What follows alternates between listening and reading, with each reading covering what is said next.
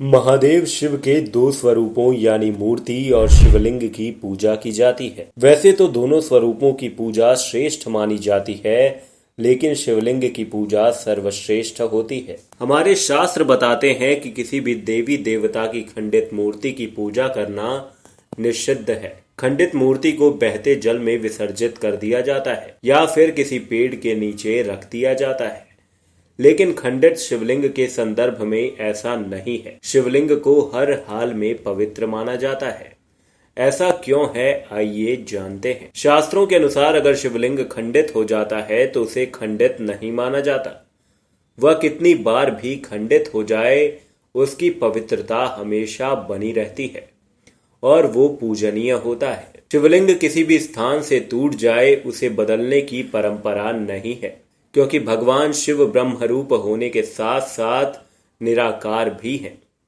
वह ना तो आदि हैं और ना ही अंत। केवल भगवान शिव ही ऐसे देव हैं जिनके निराकार रूप में दर्शन किए जाते हैं। उनकी पूजा मात्र से पूरे ब्रह्मांड की पूजा हो जाती है, क्योंकि वही समस्त जगत के मूल कारण है। इसलिए शिवलिंग कितना भी टूट जाए वह पूजनीय माना जाता है। शास्त्रों में यह भी कहा गया है कि शिवलिंग को किसी भी दिशा में रख सकते हैं, क्योंकि वह 10 दिशाओं में है, लेकिन पूजन करने वाले व्यक्ति का मुख उत्तर दिशा में हो तो सर्वश्रेष्ठ है। भारत में कुछ प्रसिद्ध मंदिर हैं जहां सालों से खंडित शिवलिंग की पूजा की जाती है। झारखंड के गोइलकेरा में महादेव शाला धाम स्थित है। यहाँ भक्त खंडित शिवलिंग की पूजा करते हैं।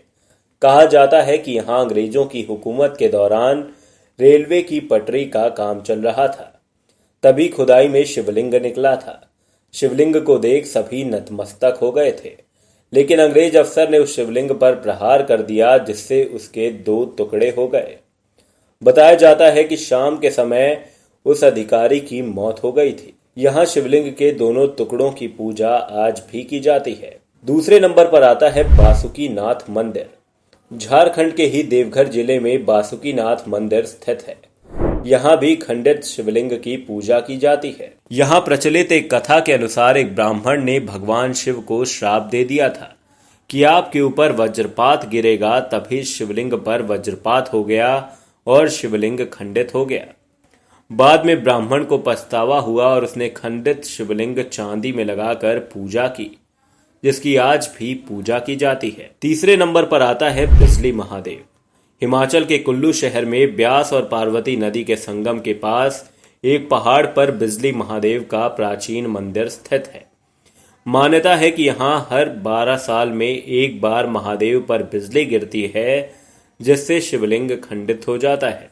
तब पुजारी शिवलिंग को मक्खन से जोड़ते हैं। शिवलिंग पर बिजली गिरने के कारण भगवान शिव को यहाँ बिजली महादेव कहा जाता है। इसी के साथ अभी के लिए इस वीडियो में सिर्फ इतना ही। कैसी लगी आपको ये वीडियो कमेंट सेक्शन में कमेंट कर अपनी राय जरूर दें।